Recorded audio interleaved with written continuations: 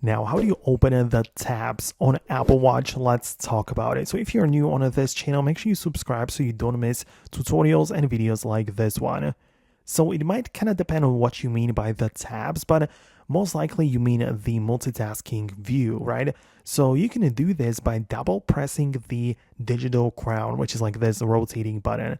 So when you press it once, you go to the all apps view, but when you double press it, you can see we have the tabs of apps, which are like the recently open applications, right? So it kind of just changed a little bit recently with the latest WatchOS update, because in the past we used to press the side button, but now the side button just opens up the control center, right? So it kind of just changed a little bit, but now this is how it works.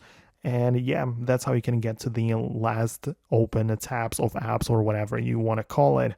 If by the tabs you mean like the browser tabs for browsing the internet, well, the Apple Watch doesn't have a web browser, but if you want to view some specific web pages, you can text the link to yourself through iMessage, which is like a little bit of a workaround.